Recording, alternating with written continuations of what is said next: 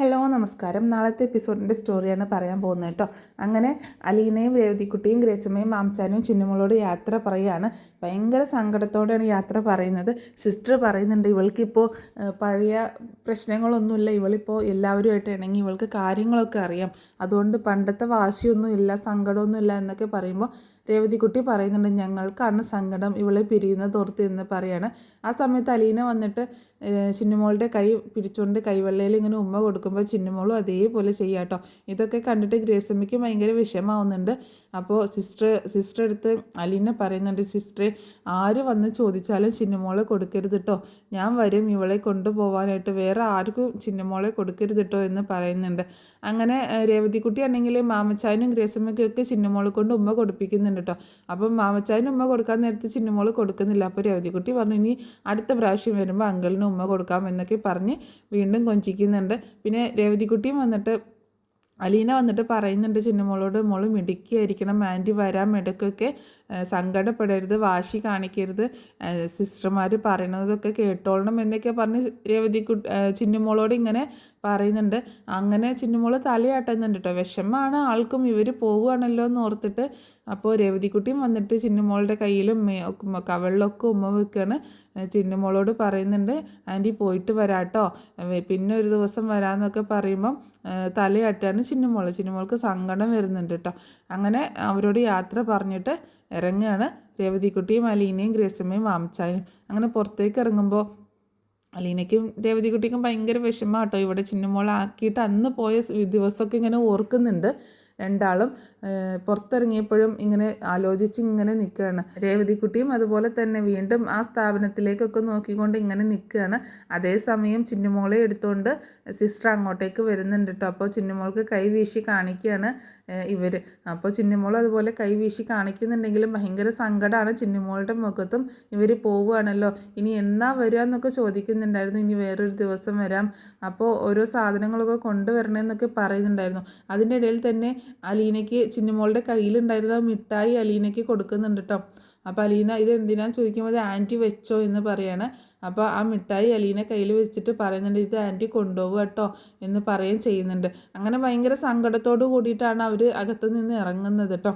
അങ്ങനെ ഗ്രേസമ്മ മാമച്ചായും പറയുന്നുണ്ട് എന്നാൽ നമുക്ക് പോകാം ഗ്രേസമ്മ എന്ന് പറയുമ്പോൾ അപ്പോൾ രണ്ടുപേരോടും അലീനയോടും രേവതിക്കുട്ടിയോടും കൂടി കാറിൽ കയറാനായിട്ട് പറയാണ്.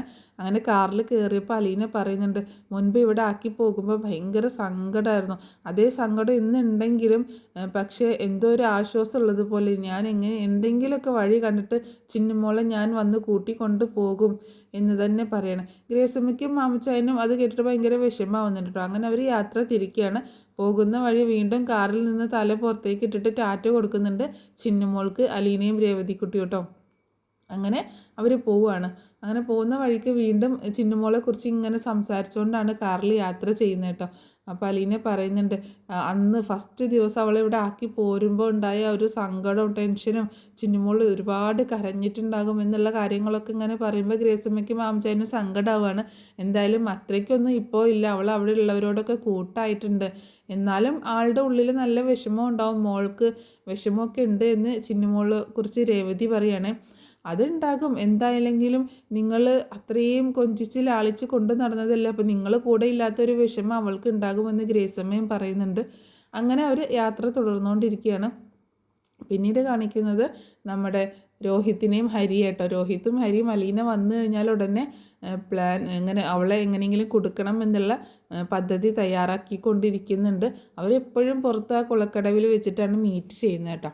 അങ്ങനെ അവർ പദ്ധതി തയ്യാറാക്കണം, ഞാൻ പറഞ്ഞ സാധനങ്ങളൊക്കെ നീ ഇവിടെ വാങ്ങിച്ച് വെച്ചേക്കണം, ആ സ്പ്രേ ഞാൻ കൊണ്ടുവന്നോളാം എന്നൊക്കെ ഹരി പറയുന്നുണ്ട്. അങ്ങനെയുള്ള സീനുകളും നാളത്തെ എപ്പിസോഡിൽ കാണിക്കാൻ സാധ്യതയുണ്ട്.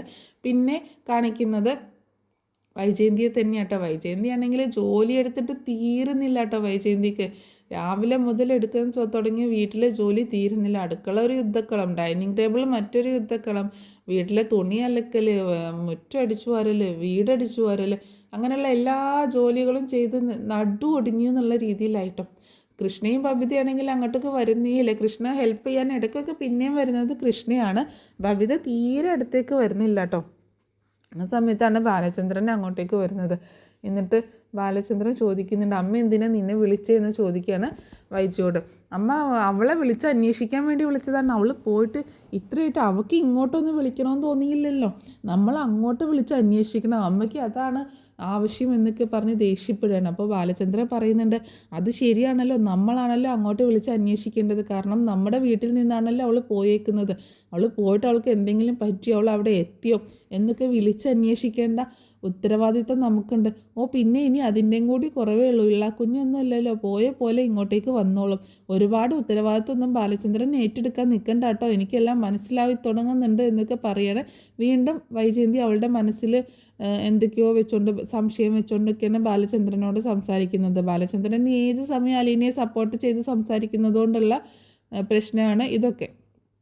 അങ്ങനെ ബാലചന്ദ്രൻ പറയുന്നുണ്ട്, നിൻ്റെ മനസ്സിൽ എന്തൊക്കെയോ കുശുമ്പും അതുപോലെ എന്തൊക്കെയോ വിഷമൊക്കെ കയറി കൂടിയിട്ടുണ്ട്. അതെന്താണെന്നൊന്നും എനിക്കറിയത്തില്ല. പക്ഷേ എന്താണെങ്കിലും അവൾ 2 ദിവസം ഇവിടെ നിന്ന് മാറി നിന്നപ്പോഴേക്കും ഈ വീടിൻ്റെ മൊത്തം താളം തെറ്റിയത് കണ്ടോ. എല്ലാ കാര്യങ്ങളും കറക്റ്റായിട്ട് പെർഫെക്റ്റായിട്ട് എല്ലാവരുടെ കാര്യങ്ങളും നോക്കിയും കണ്ടും ചെയ്തിരുന്നതല്ലേ. ഇപ്പോൾ 2 ദിവസം നിനക്ക് ഈ വീടൊന്നും നോക്കാൻ വയ്യ അല്ലേ എന്ന് പറയുമ്പോൾ ബാലചന്ദ്രൻ എന്നെക്കൊണ്ട് കൂടുതലൊന്നും പറയിപ്പിക്കണ്ട, എനിക്ക് വീട്ടിലെ ജോലി ചെയ്യലല്ല പണി എന്ന് പറയാണ്. പുറത്ത് ജോലിക്ക് പോകുന്ന സ്ത്രീകളും വീട്ടിലെല്ലാ കാര്യങ്ങളും തീർത്ത് വെച്ചിട്ട് പോകുന്ന സ്ത്രീകളുണ്ട് വൈജയ്. നീ അങ്ങനെ പറയൊന്നും വേണ്ട. ജോലിക്ക് പോകുന്നത് മാത്രമല്ല, വീട്ടിലെ ജോലികളും ചെയ്യുന്ന സ്ത്രീകളുണ്ട്. രണ്ടും ഒരുപോലെ ഒന്നിച്ച് മുന്നോട്ട് കൊണ്ടുപോകുന്നവരും ഈ ലോകത്തുണ്ട് എന്ന് പറയണേ. അതുകൂടി കേട്ടപ്പോൾ വൈജയന്തിക്ക് ദേഷ്യം വരാൻ. അവൾ ഇങ്ങോട്ടേക്ക് വരട്ടെ, അവൾക്ക് ഞാൻ കാണിച്ചു കൊടുക്കുന്നുണ്ട്, അവൾക്ക് ഞാൻ 8ൻ്റെ പണി കൊടുക്കാം എന്നൊക്കെ പറഞ്ഞിങ്ങനെ ദേഷ്യപ്പെടുകയാണ്. അതേസമയം വീണ്ടും അലീന എറണാകുളത്ത് തന്നെ തിരിച്ചെത്തി കേട്ടോ. മാംസേൻ്റെയും ഗ്രീസമ്മേൻ്റെയും വീട്ടിൽ തിരിച്ചെത്തുമ്പോൾ വൈകുന്നേരമായിട്ടുണ്ടായിട്ടോ. അപ്പം പറയുന്നുണ്ട്, ഇന്ന് പോകണോ അലീന എന്ന് ചോദിക്കുമ്പം, പോകണം ആൻറ്റി, പോയില്ലെങ്കിൽ ആകെ പ്രശ്നമാവും. അപ്പോൾ ഇന്ന് നീ പോയി കഴിഞ്ഞാൽ നീ അവിടെ എത്താൻ ഒരുപാട് ലേറ്റ് ആവുമല്ലോ എന്ന് പറയണേ. തിരിച്ച് വരുന്ന വഴി വീട്ടിലെത്തുന്ന മുന്നേ കേട്ടോ കാറിലിരുന്നിട്ട് സംസാരിക്കുന്നത്. അപ്പോൾ അലീന പറയുന്നുണ്ട്, ഇന്ന് പോയിട്ടില്ല എന്നുണ്ടെങ്കിൽ ആൻറ്റിയെപ്പോലും ഒന്നുമല്ല അവിടുത്തെ മാഡം.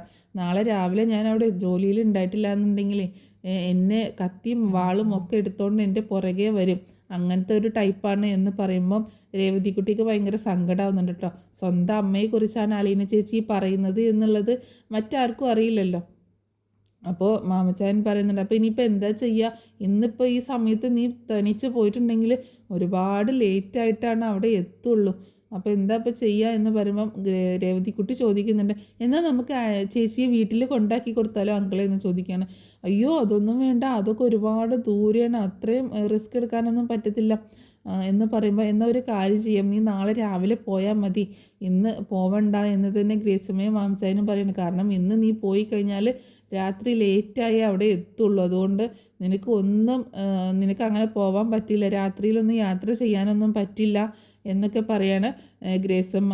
അത് കാരണം അലീന ഇന്ന് പോവണ്ടെന്ന് തന്നെ തീരുമാനിക്കുക കേട്ടോ. രാത്രി ഒരുപാട് ലേറ്റ് ആയതുകൊണ്ട് നാളെ കാലത്ത് എത്തുന്ന രീതിയിൽ പോവാമെന്ന് വിചാരിക്കുകയാണ്. അപ്പോൾ മാമച്ചായൻ പറയുന്നുണ്ട്, ഏർലി മോർണിംഗ് ഒരു ബസ്സുണ്ട്, നേരെ നിനക്ക് അവിടെ ചെന്നിറങ്ങാൻ പറ്റും. 2-3 മണിക്കൂറിൻ്റെ കാര്യമല്ലേ ഉള്ളൂ. 4:30 ഒരു ബസ്സുണ്ട്. ആ ബസ്സിന് പോയി കഴിഞ്ഞാൽ നീ വളരെ നേരത്തെ തന്നെ അവിടെ എത്തിച്ചേരും. അതുകൊണ്ട് ആ സമയത്ത് ഞാൻ നിന്നെ ബസ് കയറ്റി വിട്ടോളാം എന്ന് മാമച്ചായൻ പറയുന്നുണ്ട് കേട്ടോ. അപ്പോൾ ഇത്രയൊക്കെയാണ് നാളത്തെ എപ്പിസോഡിൽ സംഭവിക്കാനായിട്ട് പോകുന്നത്. അപ്പോൾ എല്ലാവരും സ്റ്റോറി മുഴുവനായിട്ട് കേട്ടിട്ടുണ്ടാകുമെന്ന് കരുതുന്നു. ഈ സ്റ്റോറി ഇഷ്ടമായിട്ടുണ്ടെങ്കിൽ നിങ്ങളൊന്ന് സപ്പോർട്ട് ചെയ്യണേ. അതുപോലെ ഇനി വീട്ടിൽ വന്ന് കയറിയിട്ടാണ് അലീനയ്ക്ക് ഒരുപാട് ടാസ്കുകൾ സ്റ്റാർട്ട് ചെയ്യുന്നത് കേട്ടോ. അതായത് ഒരുപാട് പരീക്ഷണങ്ങൾ സ്റ്റാർട്ട് ചെയ്യുന്നത്, ഫേസ് ചെയ്യേണ്ടി വരുന്നത് ഇനി ഇവിടുന്ന് അങ്ങോട്ടാണ്. അപ്പോൾ എല്ലാവരും സ്റ്റോറിയൊക്കെ എപ്പോഴും കേൾക്കുക, സപ്പോർട്ട് ചെയ്യുക.